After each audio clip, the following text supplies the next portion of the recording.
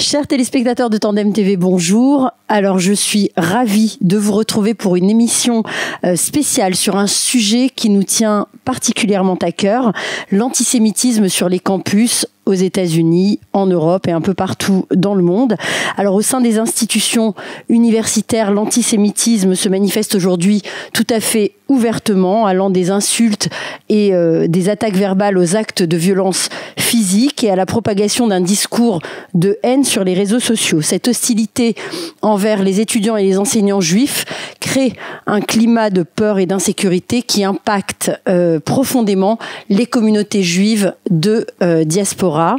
Dans cette émission, nous allons plonger au cœur de cette problématique et essayer de mieux comprendre ses origines et les défis spécifiques que cela pose aux communautés juives ciblées, mais aussi la responsabilité des gouvernements des pays concernés par ce fléau et de la responsabilité également du gouvernement israélien et même plus particulièrement de sa responsabilité par rapport à ces communautés. Alors pour discuter de tout cela, nous avons le plaisir de recevoir sur notre plateau Shmuel Trigano, le docteur Shmuel Trigano. Bonjour. Alors, on ne vous présente plus, sociologue, politologue. Vous connaissez très bien, bien sûr, les universités en France, aux USA et en Israël, puisqu'à un moment ou à un autre de votre vie, de votre carrière, vous avez fréquenté ces institutions, soit en tant qu'étudiant, soit en tant qu'enseignant. Alors, merci, Shmuel Trigano, d'avoir accepté notre invitation. Nous avons aussi la chance de recevoir sur le plateau Elsa Méran. Bonjour Elsa. Bonjour. Alors Elsa est étudiante à l'université Reichman à Herzliya, ici en Israël, et elle a fait partie d'un programme d'échange d'étudiants avec Sciences Po Paris, et elle était présente sur place au moment des attaques horribles du 7 octobre. Alors Elsa, tu vas nous livrer, donc merci déjà d'avoir accepté notre invitation, tu vas nous livrer donc ton témoignage et ton expérience sur Tandem TV ce soir. Et enfin, Céline Pina nous fera l'honneur également d'intervenir en duplex de Paris et nous apportera elle aussi son éclairage et son analyse sur le sujet. Alors pour m'accompagner, bien sûr, mes acolytes, William et Avi, bonjour messieurs. Bonjour Gabi. Et on commence tout de suite, si vous voulez bien, avec Shmuel Trigano. Alors, Monsieur Trigano, vous avez occupé donc à l'université, moi c'est ma première question pour vous, à l'université de Paris-Nanterre, de Paris 10, vous avez occupé donc la chaire de sociologie et ça s'appelait donc la chaire de sociologie de la connaissance de la religion et de la politique. D'après vous, en 2024, serait-il encore possible d'avoir un Shmuel Trigano à la tête, ou en tout cas à ce même poste ? C'était déjà pas évident à l'époque. Alors racontez-nous un petit peu comment est-ce que ça se passait et surtout comment est-ce que vous étiez parce que Nanterre c'est une fac qui est connue pour oui, très très révolutionnaire et donc il y a eu des périodes très difficiles où on ne pouvait pas circuler dans les couloirs, où la propagande pro-palestinienne, etc., et c'était très très varié, et était présente de toutes parts. Il y a eu des moments d'effervescence. Voilà, donc je prends l'ascenseur et je vois un graffiti contre le socio-fascisme de Trigano. J'avais simplement soutenu l'idée qu'il y a des nations et que la France est une nation. Déjà à l'époque, c'est la question de la nation, la question de la démocratie, des minorités, etc., était très forte également. La période la plus difficile a été la seconde intifada. Au début à partir des années 2000, où justement il y a une vague qui s'est étendue, souvent des jeunes d'origine immigrée qui tenaient des tables avec de la propagande, qui essaient de convaincre leurs condisciples, etc. Voilà, mais grosso modo, si vous voulez, il faut comprendre que l'université française a été dès le départ très laïque, voire proche du marxisme, du communisme. Et donc, il est évident que on voit les choses juives d'une autre façon que nous pouvons les voir. Et donc, il y a eu là... mais j'ai découvert à cette occasion que il n'y avait aucune discussion possible, que ces opinions étaient des croyances. C'était leur religion finalement. Oui, il se trouve que je travaillais sur la sociologie de la connaissance et justement il y a une grande différence quand il y a des croyances ou quand il y a des idées rationnelles, etc. Et donc la démarche première qu'on peut ressentir, c'est discuter, essayer de montrer qu'il y a une mécompréhension des choses. Mais très vite on se rend compte que l'interlocuteur est imperméable à cette dimension-là. Et alors, de deux choses l'une, ou bien on se retire et on s'éclipse, on ne fait que passer pour pouvoir survivre, ou bien on se confronte. Et ça, c'est tout un problème. Mais justement, vous, vos travaux, vos réflexions ça traverse plusieurs disciplines. Vous traversez la philosophie, la politologie, l'histoire, la sociologie, la religion et la psychanalyse aussi. Voilà. Donc, de quoi, finalement, souffre aujourd'hui cette jeunesse occidentale qui trouve juste et justifié de scander à Sciences Po, où on pourrait penser que ce sont des cerveaux plutôt bien faits, intifada, intifada? Alors, c'est une question extrêmement complexe. Je dirais qu'elle est en proie à ce que j'appelle l'idéologie dominante. J'entends par idéologie la vision, la perspective d'une population, d'une catégorie particulière, d'une classe particulière. C'est-à-dire des idées, des représentations que partagent une grande masse de personnes, dans lesquelles elles trouvent un écho de ce qu'elles pensent, de ce qu'elles vivent, etc. Et donc aujourd'hui, il faut comprendre que nous sommes sous l'impact du postmodernisme. C'est cette idéologie. J'ai eu l'occasion d'écrire une analyse sociologique du postmodernisme qui s'appelle La nouvelle idéologie dominante, le postmodernisme, justement pour comprendre ce phénomène qui est multiple. Et dans ce phénomène, c'est-à-dire, si vous voulez, déjà, on comprend quelque chose quand on sait que l'idée principale du postmodernisme, c'est la déconstruction.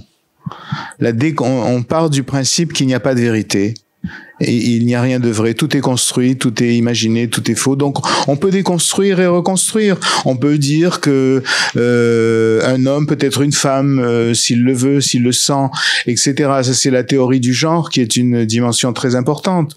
Et donc en fait, il y a une délégitimation de la nation au nom de la démocratie, mais c'est la démocratie dans laquelle la minorité l'emporte sur la majorité, les droits de l'homme l'emportent sur les droits du citoyen, etc., etc. Et donc, en fait, c'est une pensée, une idéologie qui favorise le sentiment d'échec ou d'aliénation des minorités, car il s'agit des minorités. Alors, est-ce que c'est pas, moi je vais revenir sur ce sujet et après on passe à toi Elsa. Est-ce que Shmuel Trigano, c'est pas là aujourd'hui, parce qu'on le voit, c'est dans des universités de l'Ivy League aux États-Unis, donc les universités les plus prestigieuses du monde, où vraiment qui vraiment forment l'élite. Est-ce que c'est pas là finalement pour Israël peut-être l'occasion de rapatrier les cerveaux? Est-ce que Israël ne devrait pas en profiter pour créer des cursus comme ça attractifs dans les universités israéliennes de prestige comme le Technion, comme l'université hébraïque de Jérusalem ou comme Reichman, d'où est issue Elsa? Oui, il y a eu des époques où ça a existé. Je suppose que ça existe toujours au Technion. Il y a des cursus, bien sûr, mais est-ce qu'Israël ne devrait pas justement dans ce sens de responsabilité qu'elle a envers la protection des communautés juives, en profiter pour justement rendre attractif? Alors, je dirais tout à fait oui, sauf que vous avez aussi en Israël des foyers de ce type-là. Donc le problème se repose à ce niveau-là. Mais la situation aux États-Unis est tellement nouvelle, alors que la condition juive était puissante en règle générale dans ces universités, que d'abord, est-ce que ça ouvre un déclin des universités américaines? Ça le semble. Hein. Il y a une carte à jouer effectivement pour Israël. Et d'ailleurs une carte à jouer qui a été évoquée par 6 présidents d'universités, les principales universités israéliennes, qui ont appelé, compte tenu du boycott éventuel qui pourrait être réalisé, dont une université déjà américaine a acté, pas tout à fait encore officiellement, mais a acté en tous les cas verbalement, c'est l'université de Brown. Eh bien, ces universités israéliennes, dont certains étaient dans la manifestation la plus virulente contre le gouvernement actuel, eh bien, se retrouvent aujourd'hui en pointe de vouloir attirer des étudiants qui ne pourraient pas terminer leur cursus et de les faire venir ici, voire même de créer quelques cursus donc adéquats. Excellent. William. Oui, je me demande, enfin, c'est une question que je vais poser à mon ami Shmuel, c'est dans les années 70, ces années qu'on a connues, il y avait un pôle attractif, une espèce d'abcès attractif qui était la guerre du Vietnam. Alors attends, pardon. Comme on dit en hébreu, William, Giloui Naot, il faut quand même qu'on précise à nos téléspectateurs que Shmuel Trigano et William Zerbib ont partagé les mêmes années de l'université hébraïque de Jérusalem. C'est vrai, oui. On va donc pas le cacher. Ça s'appelle Giloui Naot en hébreu. Il faut qu'on. Giloui Naot, d'accord, je sais pas, d'accord, ok. Donc à Nimégalé, je fais découvrir ma proximité d'étudiants, parce qu'on était vraiment proches d'ailleurs, physiquement parlant, avec mon ami Shmotrigano. Donc ce que je voulais dire, c'est que c'est un peu déjà sonné. Pardon. Pas grave, non, c'est pas grave. Dans les années 70, j'avais cet abcès qui était chez les étudiants la guerre du Vietnam. Et j'ai l'impression qu'il y a eu un grand vide. Et amené par cette cancel culture que tu déplores, et tu as raison, aux États-Unis, les universités qui s'emmerdent à mourir, j'ai l'impression, aux États-Unis comme ailleurs, et les étudiants encore plus, ont décidé d'avoir leur nouvelle guerre du Vietnam, ou leur nouveau pôle d'attraction qui était le Vietnam, en l'occurrence, ces pauvres Palestiniens. Parce que je n'arrive pas à comprendre ce déferlement pro-palestinien dans ces facs du jour au lendemain, quoi. Il est très étonnant. Et on peut penser que ce n'est pas le fait d'un hasard, qu'il y a derrière des instigateurs. Ça me semble pas seulement l'Iran, quand on sait que le Qatar a financé sur des sommes fabuleuses. Et il finance d'ailleurs aussi, il a financé des députés européens, il y a eu un scandale, il finance en France, bon bref, et il finançait les sciences spécifiques du Proche-Orient. Donc c'est une réalité à ce niveau-là. Je dirais qu'il s'est passé quelque chose d'étonnant. La messianisation du peuple palestinien, le peuple absolu, le peuple par excellence, indépendamment de toute justification. Comment on est arrivé là? C'est la doctrine de la Nakba. La Nakba, c'est-à-dire la catastrophe telle qu'elle est vue par les Palestiniens, la catastrophe que représente l'État d'Israël pour eux. La Nakba a instauré un système dans lequel la Palestine absorbe la portée morale de la Shoah. C'est ça. D'accord. Et vous allez comprendre très vite comment. Edward Said, qui est un grand intellectuel, pas palestinien, il était égyptien. Oui, non, il s'est fait passer pour palestinien. Il s'est fait passer comme Arafat, qui était égyptien et pas palestinien. Et donc il a élaboré un théorème qui disait les Palestiniens sont les victimes des victimes. Voilà. Donc victimes, ils reconnaissent la victimitude des Juifs dans la Shoah, mais c'est pour l'aspirer à leur intention. Et donc ça a conféré aux Palestiniens des traits symboliques qui permettent de les exalter. Mais ceux qui connaissent la réalité palestinienne de la société, etc., sont en mesure de montrer que pas du tout, que c'est une société archaïque, qui a toutes sortes de problèmes, etc. Mais il y a eu une messianisation de la Palestine qui a remplacé le prolétariat, par exemple. C'était la même messianisation. Tout le salut allait venir du prolétariat. Là, le salut viendra des Palestiniens. Bon, ça correspond à rien du tout. C'est du délire.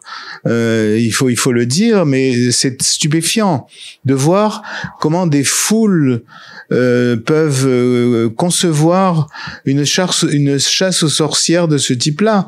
C'est-à-dire la puissance de ce mythe dans des esprits qui ne sont pas formés pour le comprendre et pour l'analyser. Et d'ailleurs, c'est l'image même de la foule meurtrière. Et c'est ça qui semble dangereux aux États-Unis ou en France, c'est que il y a qu'à voir les incartades des députés LFI. Qu'est-ce qu'ils ont le toupet d'affirmer par ignorance crasse de l'histoire concrète. Et donc sur ces bases-là, tout est possible. C'est ça qui est le danger. Est-ce qu'il faut avoir peur de l'avenir?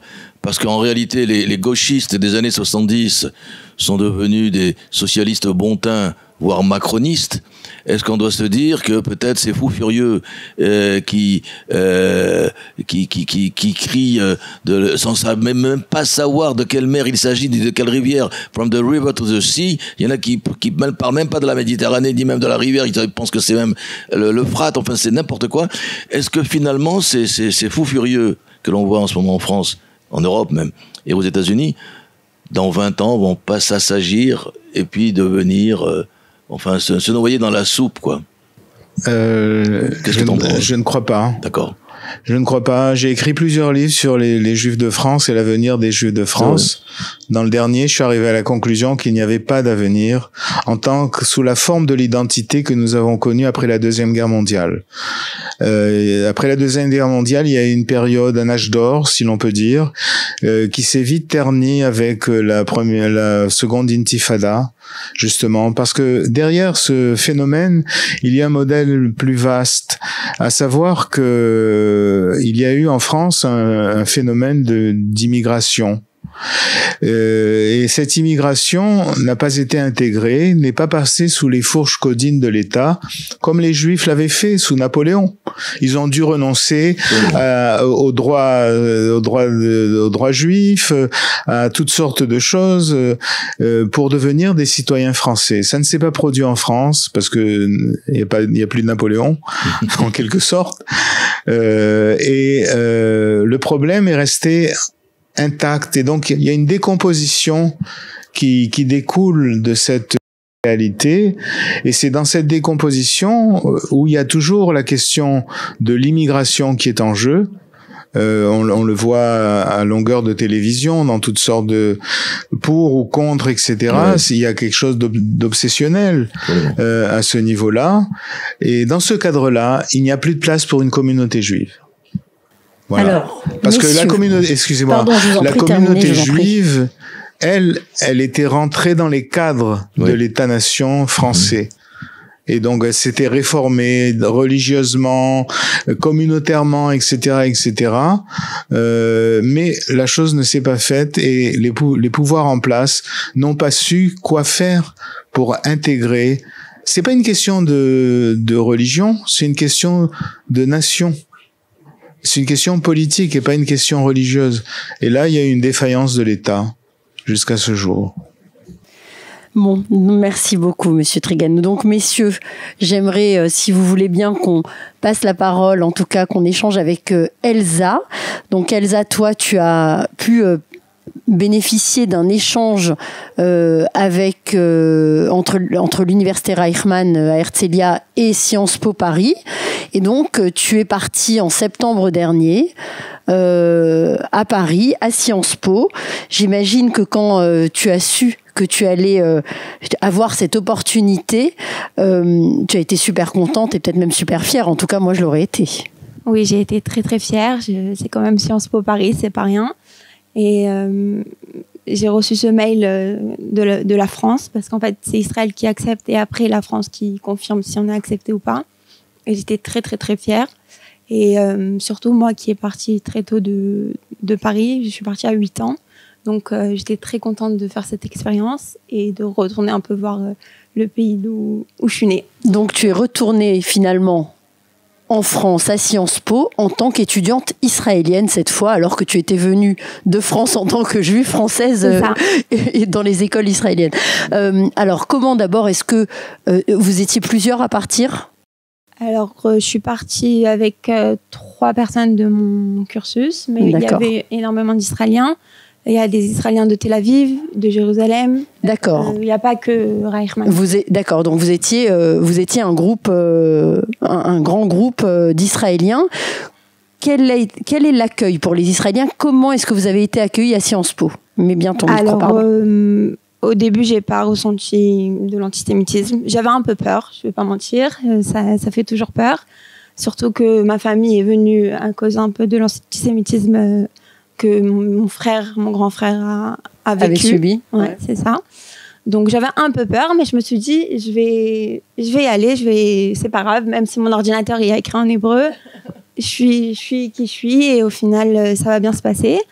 Et je me suis présentée comme juif, israélienne et française. Et au début, il n'y avait aucun problème. Je pense qu'il y a toujours des gens qui n'aiment pas ça et qui ne sont pas pour Israël, mais je ne l'ai pas forcément ressenti. Mais à l'époque, il n'y avait pas déjà des groupes anti-israéliens, pro-palestiniens, qui se tenaient. Il n'y avait pas de réunion, il n'y avait pas de choses comme ça avant le 7 octobre. Non, il y avait des affiches de Nasrallah, mais pas forcément... j'ai pas ressenti quelque chose parce que j'étais israélienne en même temps. Ils pouvaient pas savoir s'ils étaient pas dans ma classe que je parle français. Donc ça m'a un peu protégée. Et puis arrive donc le 7 octobre.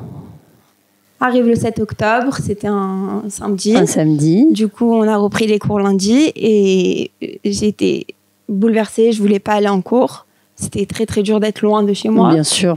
Et j'ai quand même été. J'ai pris sur moi. Je me suis mis derrière en arrière de la classe et là je faisais que pleurer. Ça a commencé dans le métro le matin et c'était pas simple. Et est-ce que tu as senti de l'empathie des gens ? Quand est-ce que ça a commencé finalement quand est-ce que ça a basculé ? Quand est-ce que ça a commencé à se former, ce mouvement anti-israélien au sein de Sciences Po? Alors, c'est marrant parce que ce matin-là, il y avait une présentation sur l'État d'Israël et comment il a été créé. Donc, je pensais qu'ils allaient vraiment parler de ça. Et enfin, c'est pas rien. C'était une très grosse attaque.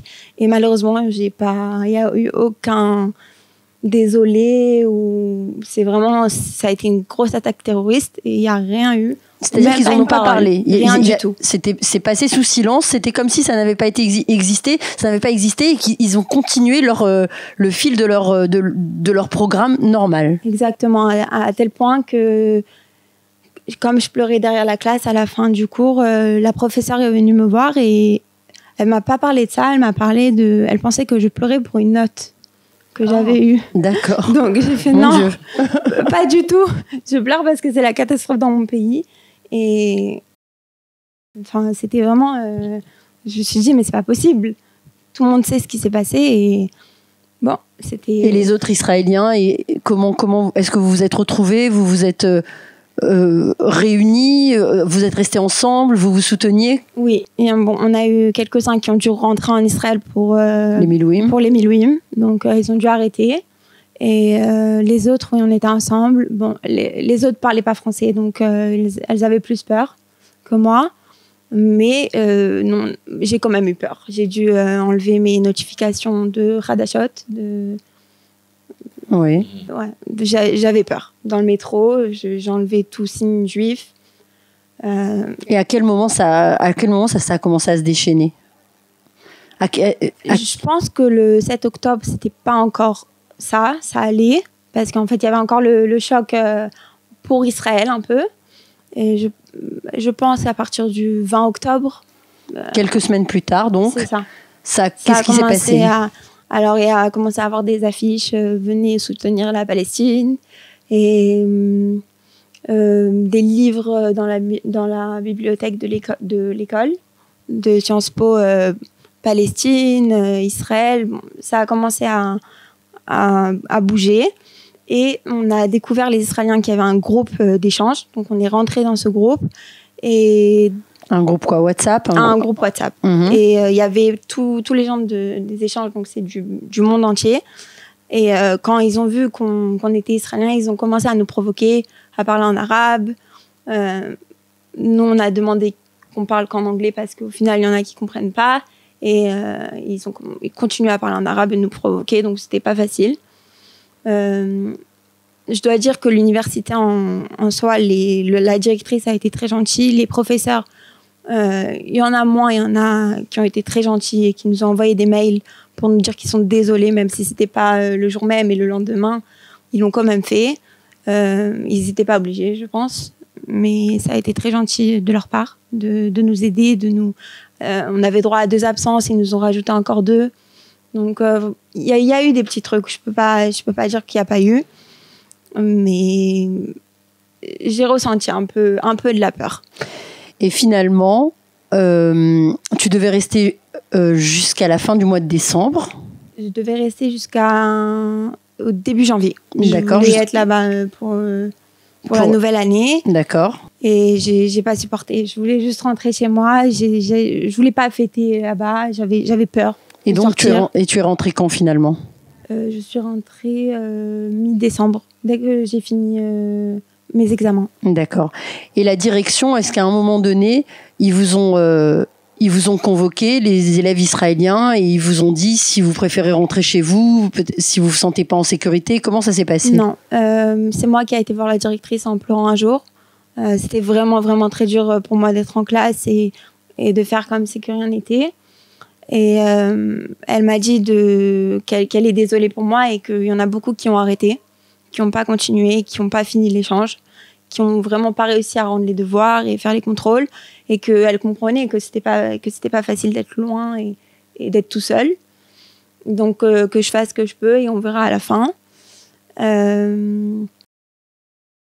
À part ça, ils nous ont pas fait quelque chose de spécial. C'est plutôt nous les Juifs. Il y a eu un ancien élève qui a été assassiné à la fête, le Nova. Donc, on a demandé à faire un hommage pour lui, d'allumer une bougie, mais c'est devenu de notre côté. C'est pas l'école qui a pris sur elle de... Bon, ça, on peut comprendre, mais en tout cas, ils vous ont pas empêché de le faire. Non, ils nous ont pas empêché, ça a pris quelques temps. On a dit à celui qui voulait de venir allumer cette bougie et de penser à lui. Et est-ce que tu sentais déjà, de manière sous-jacente, de manière un peu... parce que là on voit qu'en ce moment par exemple Sciences Po l'école est complètement bloquée, ils empêchent les cours de se tenir, les examens de se faire. Est-ce que ces groupes-là, parce que moi j'ai cru comprendre que c'était finalement une minorité des élèves, est-ce que ce groupe-là était déjà très bruyant, très agissant à l'époque, ou est-ce que pas encore, c'était encore... Ils ont essayé de faire faire bouger les choses. Quand l'université a envoyé un mail pour dire ce qui s'était passé en Israël, et ils ont mentionné les Palestiniens aussi, parce qu'ils ont dit qu'il y avait des catastrophes aussi de l'autre côté, et pas que en Israël. Ils ont demandé à envoyer que l'université envoie un mail en s'excusant et dire que aussi les Palestiniens plus les Palestiniens avaient été touchés. Donc ils ont essayé, ça n'a pas marché. Ils ont fait une pétition, mais elle n'a pas marché. Et je pense que là, ils se défoulent puisque c'est OK. De partout dans le monde, c'est OK. Donc pourquoi pas. Tu penses qu'ils surfent sur une vague Je pense que c'est ce qui se passe, puisqu'ils n'ont pas osé faire le 7 octobre. Il y a quelque chose dont parlait tout à l'heure le professeur Trigano, qui est justement de l'ordre de... voilà, il y a un vide, il y avait un vide, et que d'autres, ce n'est pas le fait du hasard, je reprends votre expression, étaient prêts à combler.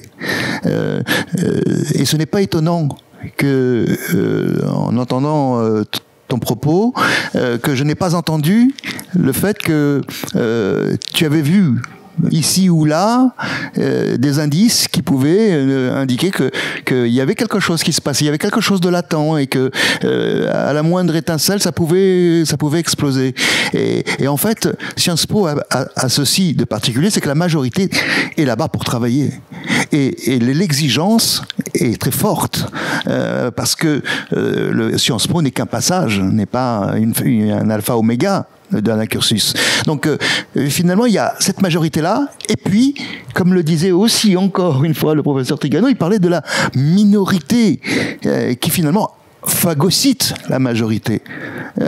Et c'est ça, finalement, dans ce vide-là, que ces gens organisés, finalement, au moment opportun, prennent le pouvoir.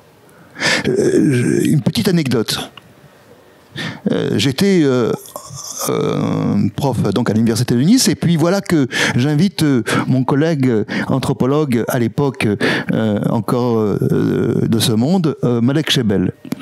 Et donc c'est annoncé, Malek Chebel vient dans mon cours, et donc on va avoir une séance spéciale.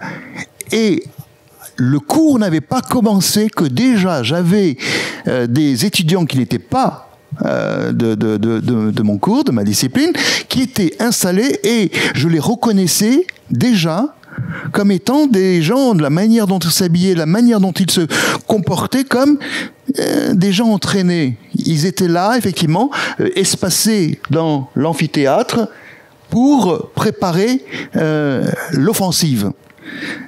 Et effectivement, l'offensive a eu lieu. Et Malek Chebel a été attaqué. Il me dit, à la fin de la séance, il me dit, mais c'est incroyable. Je sors de la gare de Lyon, et non, je rentre, dans la gare de Lyon, je vais pour prendre le train, et voilà que un monsieur en turbané vient me voir et vient me dire, toi, de toute façon, tu n'arriveras pas au bout de ton voyage. Il est menacé. Il arrive dans un amphi, dans une ville comme Nice, la rivière Rhin, la Côte d'Azur, et voilà que il est attaqué. Alors bien sûr on sait répondre, parce que c'est la connaissance face à la croyance, même organisée. Mais il n'empêche que tout ça n'est pas le fait du hasard. Et si je te rajoute que il a parlé, le professeur Trigano, d'Edouard Saïd. Tu sais où enseignait Edouard Saïd ? Il enseignait à Columbia. Et Columbia qui est jumelé avec Sciences Po Paris.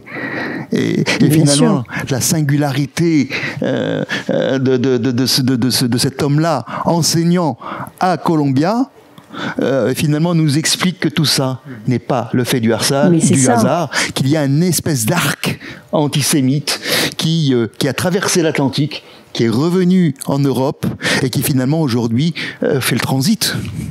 Mais c'est ça qui est rigolo, c'est que on dit toujours c'est organisé, c'est orchestré, et on les imagine dans des officines comme ça, en train de se réunir, de se dire on va faire. Mais finalement c'est pas ça, c'est juste une question d'argent. Et de la même manière que vous disiez tout à l'heure, le Qatar, ces 10-15 dernières années, est devenu peut-être le donateur, le financier numéro 1 des universités de l'Ivy League aux États-Unis. 3 milliards de dollars. Plus de 3 milliards de dollars. De la même manière, l'ancien directeur de Sciences Po, dont le nom m'échappe, Richard Descoings. Richard Descoings a voulu faire de Sciences Po un modèle, en tout cas, vraiment un modèle d'une université de l'Ivy League. Donc, il en a copié le fonctionnement, il en a copié même le recrutement des élèves. C'est des choses où tout finalement converge. Et effectivement, il y a aujourd'hui l'argent, c'est vraiment l'argent du Qatar, et derrière tout ce qu'on peut aujourd'hui. Beaucoup de chercheurs ont montré l'action des frères musulmans. Bien sûr. Qui est très importante via la Turquie en Europe. Elle est très, très présente en Europe. Et elle est présente aussi au Qatar. C'est vraiment cette idéologie-là. Oui, vous avez parlé d'un arc, effectivement. Et donc, ça s'inscrit dans toutes ces manipulations qui travaillent sur des problèmes locaux, des problèmes non résolus, etc., mais qui les exploitent pour les conduire à un sens particulier. Mais il y avait déjà quand même un terreau. Sciences Po, c'est aussi des gens qui ont un discours quand même un petit peu disruptif, en tous les cas. C'est celui de Ronnie Broman, par exemple, qui enseigne à Sciences Po, mais c'est aussi finalement des discours d'autres professeurs et d'annulation de conférences parce que la doxa n'allait pas dans le sens d'une véritable délibération, de véritables échanges. Alors, c'est rigolo parce que Ronnie Broman, par exemple, tu parlais de Ronnie Broman à l'instant, personne ne remettrait en question le fait que cet homme-là, qui exprime ses idées ouvertement, puisse venir donc enseigner dans des institutions comme Sciences Po. On se demande, est-ce qu'aujourd'hui, est-ce que ce serait possible que qu'un professeur émérite, mais qui aurait des idées proches, par exemple, du Rassemblement national, puisse être aujourd'hui professeur à Sciences Po ? Non, ce serait juste impossible. Je vous propose qu'on accueille tout de suite Céline Pina en duplex pour qu'elle aussi nous donne un petit peu ses éclairages en tant qu'ancienne élève également de Sciences Po. Alors Céline Pina, bonjour et merci d'intervenir à nouveau sur l'antenne de Tandem TV. Alors, bonjour et merci de m'inviter à nouveau. Merci. Alors sur ce sujet, sur ce phénomène auquel on assiste, un phénomène plutôt, s'il n'était pas tragique, ce serait plutôt cocasse, où une population finalement étudiante, a priori plutôt privilégiée, qu'on peut supposer dotée de cerveaux plutôt bien faits, on voit qu'elle fait l'apologie du terrorisme et scande des slogans dignes des années 30. Alors d'après vous, Céline Pina, est-ce qu'on a affaire là à de vrais idiots et de faux antisémites, de faux idiots et de vrais antisémites, ou de vrais idiots et de vrais antisémites ? Comme l'un n'empêche pas l'autre, j'aurais tendance à penser qu'ils ont réalisé un combo, qu'ils ont fait des strikes d'un seul coup. Moi, ce qui me choque énormément, j'ai été militante. J'ai été militante à 20 ans. Et en matière de bêtises crasses, je pense que je suis allée assez loin. J'ai pu explorer toutes les nuances du sectarisme et de la bêtise et de l'intolérance. Néanmoins, il y a deux choses, moi, qui me marquent vraiment quand je vois ces gamins. C'est que à l'époque, j'avais des adultes en face de moi. Autrement dit, on m'a mis des limites, on m'a mis quelques belles claques rhétoriques, on m'a placé en face de mon incapacité à défendre et à justifier les stupidités que je racontais, et ça m'a beaucoup aidé à grandir en l'occurrence. J'avais pas en face de moi des adultes qui se prosternaient devant ma bêtise, comme si le fait simplement d'être jeune était en soi une qualité intellectuelle et morale. Donc ça, c'est la première chose. Et la deuxième chose, c'est que même si j'étais particulièrement stupide, je n'ai jamais soutenu le terrorisme. Je pense que j'aurais reconnu un crime contre l'humanité s'il avait été commis quand j'avais eu 20 ans.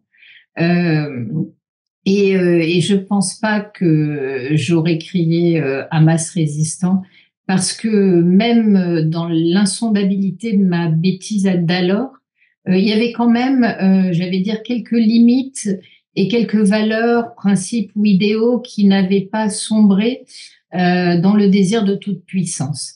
Et là, ce qui m'étonne, c'est l'absence d'adultes. Et c'est quand même le 7 octobre, c'est pas un secret, et ça a été renseigné. On a des témoignages, on a même des images, on a le discours des terroristes, on a l'espèce de jouissance apocalyptique, tout ça, on l'a sous nos yeux, ça se voit. Et j'avoue que moi, j'ai pas du tout l'impression, quand j'entends les gens dire « Ah bah oui, mais 68 aussi, la jeunesse était un petit peu radicale. Moi, j'ai pas ce sentiment-là. J'ai plutôt le sentiment, je crois que la dernière image qui m'a énormément marquée, je pense que vous l'avez tous vue, c'est cette photo qui est prise en Israël où vous voyez un jeune juif qui rappelle les camps de la mort, et il y a marqué Never Again, sauf que Never est barré, il reste plus que Gain, et derrière le petit garçon, on a un combattant du Hamas. Et cette image, elle me fait mal parce que je la trouve très juste. Mais justement, Céline Pina, dans des institutions comme Sciences Po, comme les universités de l'Ivy League aux États-Unis, où sont les professeurs ? Où sont justement ces gens qui sont censés être là pour enseigner l'histoire à ces jeunes ? Ils peuvent pas, les professeurs ne peuvent pas ignorer. On va dire que les élèves n'ont pas encore appris, mais les professeurs, eux, ne peuvent pas ignorer l'histoire de ce pays, sur quoi il s'est construit, les successions de propositions de paix et de pays que les Palestiniens ont refusé. Tout ça, les professeurs ne peuvent pas l'ignorer. Alors, qu'est-ce qui se passe ? Est-ce que ces institutions sont gangrénées par un antisémitisme primaire et viscéral ? Oui. Et il y a un moment, il faut appeler les choses par leur nom. Lorsque vous êtes incapable de réagir face à un crime contre l'humanité, lorsque vous êtes incapable de vous émouvoir de centaines de milliers de morts ailleurs, alors ça devient maintenant presque un rituel de rappeler ce qui se passe au Yémen, ce qui se passe chez les Ouïghours, ce qui se passe en Syrie, ce qui se passe en Irak, etc.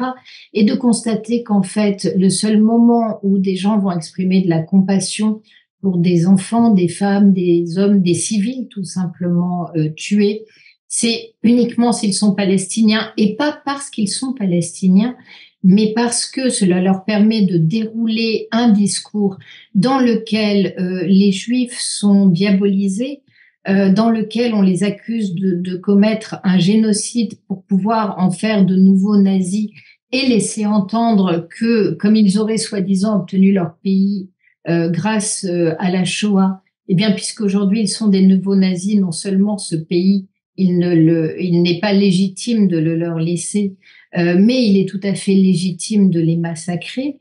Vous vous dites que quand vous avez des universitaires qui voient le discours s'installer, qui voient le déroulé se mettre en place, qui savent que tout ça est sur des bases historiques fausses et qui ne réagissent pas quand ils sont historiens, même on peut trouver des tas d'explications, autres que ce ne sera jamais des excuses. Pour moi, ces explications, elles sont, j'allais dire, aussi ténues que celles qui amènent à dire ah bah si, mais pourquoi ça tombe à nouveau sur les Juifs ? J'ai envie de dire, mais il n'y a aucune raison. Si vous pensez qu'il peut y avoir une raison objective, justifiable pour expliquer ça, mais vous avez déjà fait un premier pas vers l'horreur. Il n'y a aucune raison. Et dans la lâcheté collective à laquelle nous assistons, s'il y a bien quelque chose qui manque, c'est la raison. En fait, il n'y a pas de raison, il n'y a plus que de la passion. Et il n'y a plus que du mensonge. Et finalement, pourquoi est-ce que le mensonge fonctionne bien mieux que la quête de vérité ? Parce que finalement, il sert nos représentations, il sert ce qu'on a de pire en nous, parce que finalement, on essaie toujours de tirer l'être humain vers la lumière, mais il a quelque chose de sombre. Le mal a quelque chose d'attirant, le mal a quelque chose de jouissif, et on le voit là sous nos yeux.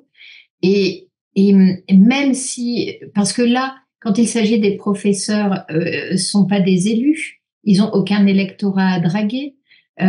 Pourquoi est-ce qu'ils abandonnent, j'allais dire, leur honneur académique pour s'agenouiller devant des gamins dont on les voit, ils ont le visage déformé par la haine, ils sont hurlants, ils sont déguisés avec leur kéfier, ils sont extrêmement agressifs, mais malgré tout, ils sont que 90. Sciences Po, c'est plus de 1500 étudiants et c'est un corps professoral énorme. En fait, j'aimerais bien avoir une explication, ça me rassure. Ouais. Là, la seule chose que je vois, c'est l'abandon de tout honneur, de toute dignité, et je comprends même pas pour quel profit, je comprends même pas pour quel avenir, je comprends même pas pour quel modèle de société. Je parle sous l'œil expérimenté du docteur et professeur Trigano. Il me semble que, en tant qu'enseignant, j'ai vu un scénario se mettre en place, celui finalement d'un alignement d'abord des professeurs au niveau des élèves. Et puis j'ai vu peu à peu, graduellement, des professeurs tomber, en tous les cas, vouloir descendre carrément presque en dessous des élèves. Et finalement, du statut d'acteurs que nous étions, voilà que certains d'entre nous deviennent des spectateurs. Il manquait plus qu'un troisième pas à franchir, et je crois que l'actualité nous le montre. C'est des professeurs qui, finalement, ressemblent à des étudiants qui sont en situation d'apprendre, qui, donc, prouvent ou veulent prouver leur ignorance au même titre que les étudiants, et vouloir s'indigner devant des hommes politiques ou d'autres, et finalement avoir le même discours, voire un discours encore plus abêtissant que celui d'un étudiant, c'est celui d'une personne adulte qui se retrouve donc avec un kéfier sur la tête, ou à vouloir apostropher de manière absolument grossière qui et quoi que ce soit, d'avoir des raccourcis d'explication ou des émotions où on se dit quand même, à l'âge que peut avoir un professeur et selon son statut, il devrait y avoir un peu de distance critique. Même pas. Est-ce que ça ne serait pas ça, finalement, le scénario qui s'est mis en place ? Alors, c'est très amusant ce que vous dites là, parce que je viens de regarder, on a une séquence qui vient de se passer devant Sciences Po. Oui. Vous avez le candidat LR qui s'appelle François-Xavier Bellamy, qui est venu en fait devant Sciences Po pour expliquer qu'il refusait que ces écoles soient laissées aux mains d'activistes excités. Et ce qui est intéressant, c'est qu'il se fait prendre à partie par Nassira Guelif, qui est une professeure indigéniste extrêmement agressive. Mais ce qui va se passer, c'est que cette femme qui est censée être professeure d'université ne va pas du tout l'attaquer, j'allais dire peut-être sur des références historiques, etc., en essayant de jouer de ces références académiques. Pas du tout, elle va lui hurler dessus en lui disant « Moi, je suis une racisée, moi, je suis une colonisée. » c'est pour ça que je défends les Palestiniens, et on sombre. On est à la limite, j'allais dire, de la décompensation psychiatrique. C'est-à-dire qu'on a envie de dire très bien, madame, et donc vous êtes en psychanalyse, section-analyse pour tout ça, parce qu'on sent derrière une espèce de, j'allais dire, d'arrière-fond mental, de difficulté à être soi, à s'accepter soi-même, enfin quelque chose d'extrêmement trouble, qu'elle jette tout d'un coup au visage de cet homme qui lui est un professeur de philosophie et va répondre d'une manière qui est beaucoup plus pondérée, qui est beaucoup plus cadrée, en essayant même à un moment donné d'avoir un échange sur le fond, échange absolument impossible. Et lui, il est philosophe, donc il prend de la distance, et il est en face de gens qui, face à la prise de distance, justement à la tentative d'aborder les choses rationnellement, vont monter d'un cran dans l'hystérie, la colère et, j'allais dire, l'affirmation de leur névrose. Et vous ne pouvez pas discuter de philosophie avec quelqu'un qui arrive avec son malheur dans les bras, sa névrose, et qui vous dit presque « vous en êtes la cause ». Il y a un décalage qui est immense, et la femme qui parle, c'est pas une gamine de 25 ans qui vient d'être thésarde et qui est à peine nommée. C'est une femme qui doit avoir mon âge, qui a du vécu, et elle est tout aussi hystérique que la gamine de 20 ans qui a plus d'hormones que de raison, mais elle, c'est normal. C'est vrai, c'était extrêmement étonnant. C'était une séquence, c'est une séquence que j'invite tout le monde à aller voir parce que on a aussi Louis Boyard avec son tout fier avec son écharpe tricolore qui l'invective, qui a un look d'élève, non mais vraiment de gamin de 18 ans, même pas bachelier, enfin vraiment. C'est vraiment c'est très très très c'est une séquence mais éloquente, mais à un point voilà. Et par rapport à ce que vous disiez tout à l'heure, moi j'aimerais bien avoir l'avis bien sûr de Shmuel Trigano sur toute la séquence que nous a tout ce qu'a raconté Céline Pina sur ce sur quoi a rebondi Avi. J'aurais bien aimé votre avis. Bon. Avec le micro. Merci. Moi, je n'ai pas été en France ces derniers temps et donc je ne peux parler que de ce que je vois à la télévision et ce que j'entends. Est-ce que la situation a changé par rapport à il y a 20 ans ? C'est une question qu'on peut se poser. Alors, il y a 20 ans, Céline Pina, vous étiez... J'étais à Sciences Po. Vous étiez à Sciences Po. Ah oui, alors là. Voilà. Et en fait, je pense que au moment où j'y étais, c'est le moment où ça bascule. Mais on le voit pas. Les moments de bascule, en fait, on ne les constate qu'après. C'est dans le rétroviseur qu'on voit qu'il s'est passé quelque chose. Au moment où ça arrive, on ne le voit pas. Et moi, à l'époque, Sciences Po est encore entre les mains d'un monsieur qui doit s'appeler Alain. Enfin bon, c'est un vieux professeur très installé. Et qui est un monsieur qui a le sens de la hiérarchie. Vous vous adressez pas à lui en lui tapant dans le dos. C'est pas le premier d'entre les pairs étudiants, si je puis dire. Il y a une vraie distance.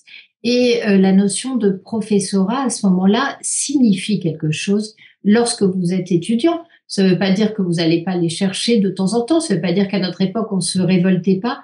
Mais on était quand même conscient de la place qu'on avait. Et on était très conscient surtout des connaissances et de la maîtrise que eux avaient. Et on les respectait, pas parce qu'ils étaient sympas, mais parce qu'ils avaient des connaissances. Et puis arrive Ricci.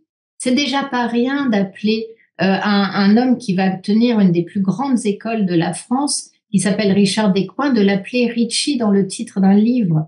Ça veut dire déjà que vous n'avez plus, personne n'aurait appelé, je sais pas, Raymond Aron, Montréré. Enfin, ça ne viendrait à l'idée de personne.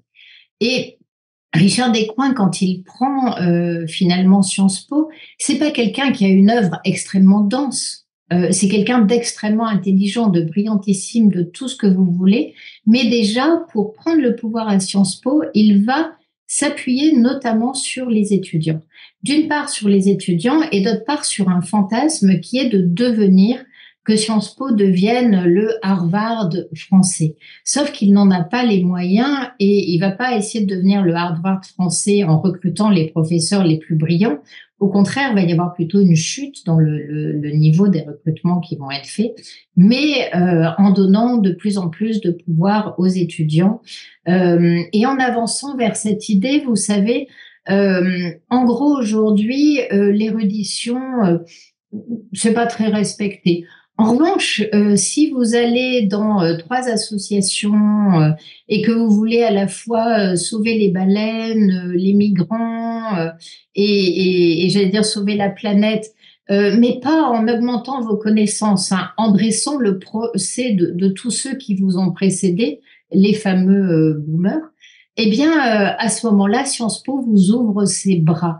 Et on est passé d'une exigence d'érudition, de travail, à une exigence de participation associative. Ça a changé le rapport au savoir, le rapport à la connaissance. Je veux pas dire que être jeune et être impliqué dans une association est une mauvaise chose.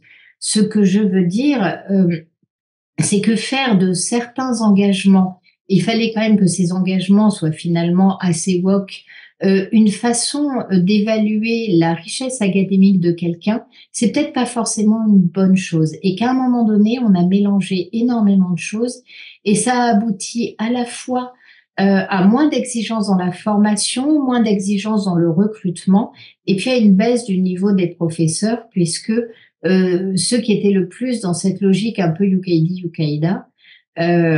plus que dans la logique de l'exigence académique qui implique une certaine dureté relationnelle, ont acquis le haut du pavé ceux qui étaient quelque part les plus peut-être les moins exigeants finalement avec les étudiants. Il me semble que ce qui a changé, c'est l'arrière-plan idéologique de notre époque. Il y a 20-30 ans, c'était le marxisme qui reste malgré tout une pensée rationnelle, rationaliste. C'était la psychanalyse éventuellement. À notre époque, c'est le postmodernisme. Et ces deux univers radicalement différents, bien qu'il y ait un rapport entre les deux, et je crois que c'est ça qui fait la différence pour les étudiants. Il n'y a plus de socle dans le monde de la déconstruction, de la relativisation, de la fin de la vérité, etc. Il n'y a plus cette instance qui permet justement de prendre une distance par rapport à une conception idéologique. Je crois que ça peut être une explication pourquoi les professeurs sont absents. Je suis sur des réseaux d'enseignants français et je vois qu'il y a une vraie chasse aux sorcières entre les postmodernistes et les autres. Il y a donc un combat dans la classe professorale elle-même sur quel est le critère de la vérité. Ouais, moi j'ai une petite anecdote toute simple et très rapide. On a parlé de 20 ans, 30 ans en arrière. Moi, je me remets en octobre 69. Donc, ça fait un certain nombre d'années, juste avant d'arriver en Israël. Je suis à Sciences Po Bordeaux, à l'IEP de Bordeaux. Et là, le professeur, en étant 69, me demande qui veut faire un exposé sur la guerre des 6 jours. Je lève le doigt, j'ai dit bien sûr. Moi, j'étais tout feu tout flamme pro-Israël, etc. Et là où je vais en arriver, c'est que je fais mon procès, je suis conspué, hué, presque frappé par les gauchos. Les seuls qui m'ont défendu, c'était des militants d'Occident. Donc je sais pas... c'était quoi Occident à l'époque ? À l'époque, Occident, c'était un mouvement d'extrême droite. Ah, donc c'était tout comme aujourd'hui. Voilà, rien n'a changé. Rien n'a changé, c'est ce que je veux dire. Tu veux dire que l'extrême droite, déjà, il défendait les Juifs à l'époque ? Absolument. En tout cas, Occident m'a défendu becs et ongles, et puis après, je suis parti en Israël. Voilà. C'était bon. Bon, et bien voilà, on arrive au terme de cette émission. Merci Céline Pina à nouveau de vous être prêtée au jeu de Tandem TV pour notre émission. Merci. Mais c'est un vrai plaisir et puis je réfléchirai à ce que vous avez dit aussi sur parce que moi je suis arrivée dans une période, en fait j'arrive dans les années 90. Dans les années 90, le marxisme est un peu subclaquant. On a ces derniers avatars. On est plutôt sur le début du wokisme, mais un wokisme qui s'affirme pas encore de façon aussi véhémente. Et moi, j'avais l'impression d'être dans un creux de vague idéologique. Et c'est intéressant de voir ce que ça donne 30 ans après, et puis de voir avec vous, en fait, ce qu'a été la succession finalement des fonds d'écran mentaux à la fois des étudiants et des professeurs. Donc, j'ai de quoi réfléchir. Donc, merci à vous. Merci Céline. Merci Céline. Au revoir. Merci à vous les amis. Merci Elsa pour ton témoignage. Merci Shmuel Trigano, vraiment d'avoir accepté notre invitation et vraiment. Puis je vous propose, comme on l'a dit tout à l'heure hors caméra, qu'on se retrouve très très vite avec votre nouveau livre. Rappelez-nous le titre du livre qui est déjà sorti en France, mais dont on a Le chemin de Jérusalem. Le chemin de Jérusalem. Je répète parce que Monsieur Trigano n'a pas pris son micro.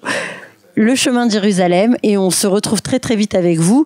Merci Avi, merci William, merci les garçons pour votre participation. Merci à vous Elsa. Chez vous.